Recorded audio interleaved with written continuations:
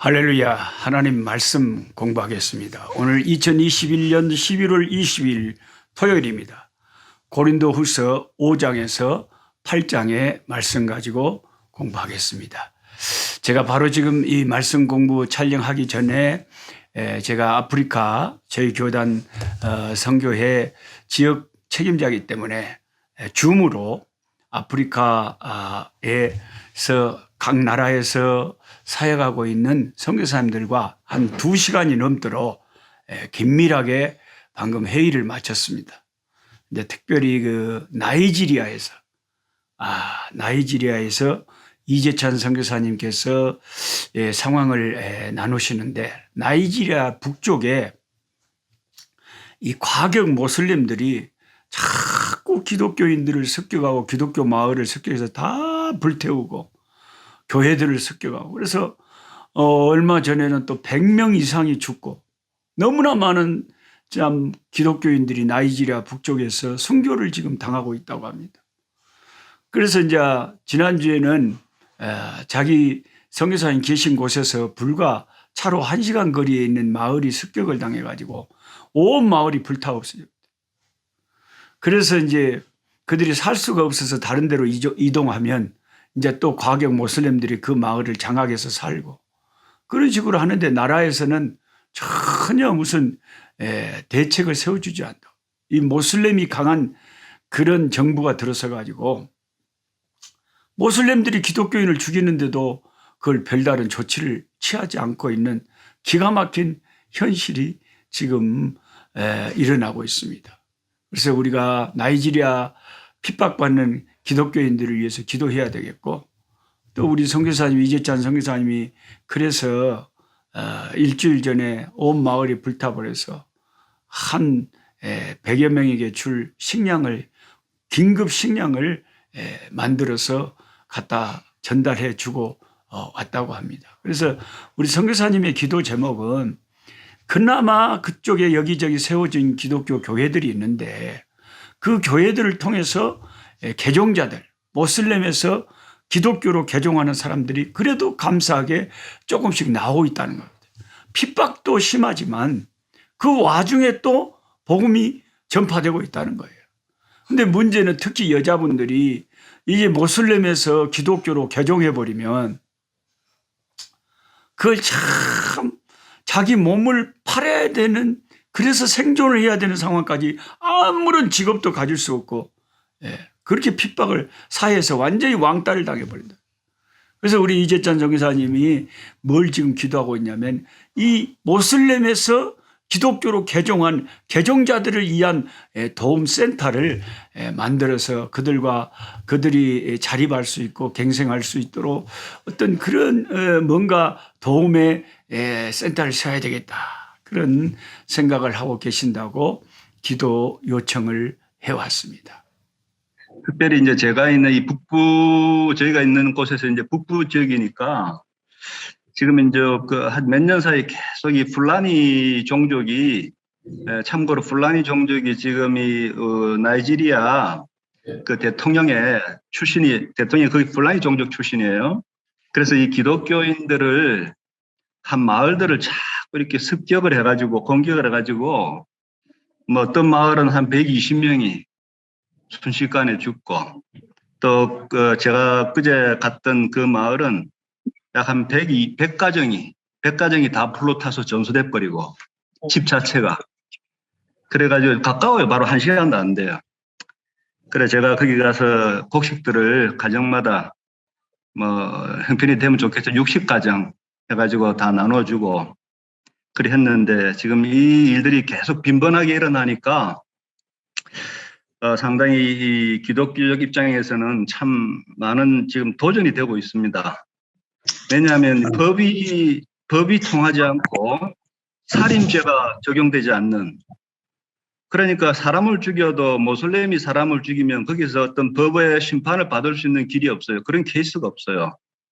그러다 보니까 크리스찬들이 너무나 지금 고통 가운데 있고, 이제 풀라니들이 와서 불을 다 지르고 죽여버리면 결국 그들이 거할 데가 없기 때문에 도망가게 되고, 그러면 그 땅은 풀라니들이 와서 점령하게 되고, 그런데 그 풀라니들이 기존의 풀라니들이 아니고 저 위에서 니저리라든가 다른 쪽에서 왔던 풀라니들이 다른 그러니까 나이지리아 말고 외부에서 온 풀라니들이 정착하게 되는 거예요. 숫자가 점점 늘어나게 되는 거죠. 그래서 지금 이렇게 무력으로 지금 계속 압박하고 있는 상태인데, 이것이 지금 선교사들의 사역에도 상당히 지금 이렇게 많은 이 걸림돌이 되고 있습니다. 그래서 먼저 뭐 여행하고 전도하고 이 선교하러 다니는 이 자체가 굉장히 너무나 많은 리스크가 많고 또 불안하기도 하고, 그래서 그런 상태입니다. 그래서 치안 문제가 속히 해결돼야 될 텐데 이것이 큰 기도 제목이고요. 그 다음에 이제 그와 지금 그 경제라든가 이게 어렵기 때문에 지금 이 키드내핑, 그러니까 뭐죠, 이 납치, 이게 거의 매주마다 지금 일어나고 있어요. 매주마다. 제 주위에도 여러 사람들이 지금 납치되고 너무너무 지금 이렇게 혼란 상태에 있는데, 한마디로 참 이 혼돈 상태라고 보시면 됩니다. 혼돈 상태에 오다 보니까 지금 극도로 상당히 지금 긴장되어 있는 상태.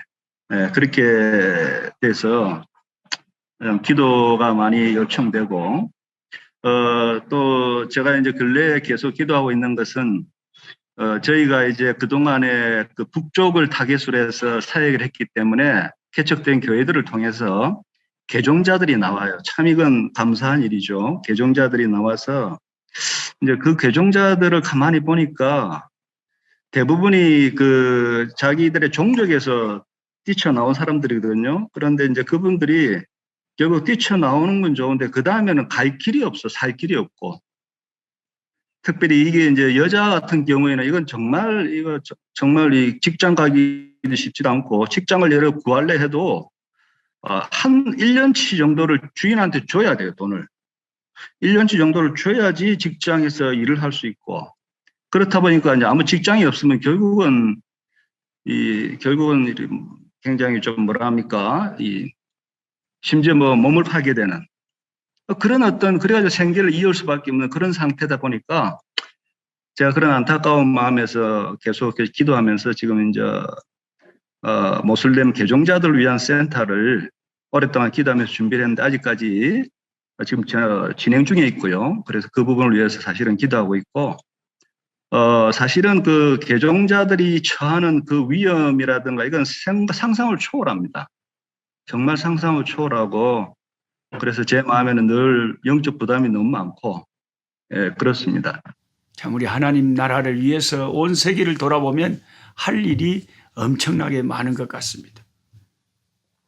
오늘 고린도후서 5장에서 8장, 특별히 저는 고린도후서 6장에 있는 1절에 우리가 하나님과 함께 일하는 자로서 너희를 권하노니 하나님의 은혜를 헛되이 받지 말라 하는 이 말씀을 잠깐 묵상의 재료로 생각하고 싶습니다.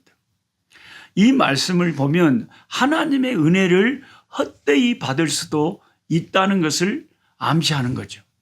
하나님의 은혜를 헛되이 받지 말라 이 말은 하나님의 은혜가 헛되게 받아지는 경우가 비일비재하다는 거죠. 우리가 물을 밑바닥이 없는 막 그릇에다가 확 담으면 물이 싹 쏟아져 버리는 것처럼 하나님의 그 놀라운 복음의 구원의 축복의 말씀의 은혜가 성령의 은혜가 많은 사람들에게 증거되는데도 불구하고 오늘날 많은 사람들이 그 은혜를 헛되이 받고 그 은혜를 많이 쏟아버리고 산다 이 말이죠. 은혜를 간직하지를 못하고 열매를 맺지 못하고 은혜의 열매를 맺지 못하고 은혜를 쏟아버리는 사람들이 너무 많은 거예요. 그러니까 지금 한국 교회도 보면은 열심히 예수 믿는다고 하는 사람들 중에 또 어떤 목회자들 중에 뭐 아주 사회에서 손가락질 당하고 지탄받는 사람들 있잖아요. 어떻게 기독교인들이 저렇게 불신자들보다 저렇게 악하냐. 그냥 돈 때문에 그냥 막 사회의 지탄을 받고 그 사람들 나름대로는 은혜를 받았다고 자부를 하는데 사실 은혜를 잘못 받은 거죠. 은혜를 헛되이 받은 거지. 바르게 은혜를 받았다면 열매가 그렇게 나타날 수가 없다는 것입니다. 하나님은 또한 지금이 구원받을 만한 때요, 지금이 은혜 받을 만한 때라고 고린도후서 6장 말씀에 우리한테 권합니다. 우리가 이렇게 은혜의 시대에 살고 있는 것이 큰 축복이죠. 구약의 시대에는요, 빛이 예수님 오시기 전의 시대에는요, 이 예수님을 누리고 하나님의 자녀되는 이런 축복은 우리 같은 이방인들에게는 허락이 안 됐어요. 오직 이스라엘 아브라함의 자손들만 그 축복을 누렸어요. 그러니까 다 또 나중에 예수님이 심판하러 오셔서 이 세상을 다스릴 때는, 이제 심판하시고 주님이 왕 되시고 다스릴 때는, 그때는 아무리 예수를 믿고 싶어도 그때는 은혜의 때가 이제 문을 닫아버렸기 때문에 기회가 없는 거예요. 주님이 문을 열어놓으실 때에 유일하게 들어갈 수가 있는 거예요. 지금이 구원받을 만한 때요, 지금이 은혜의 시대라는 거죠. 재림의 나팔 소리가 울려버리면 그때는 아무리 내가 예수를 믿고 구원받고 싶어도 그때는 그럴 수가 없다는 것입니다. 그리고 하나님의 은혜를 헛되이 받지 않으려면 오늘 고린도후서 6장 4절 5절에 이런 말씀이 있어요.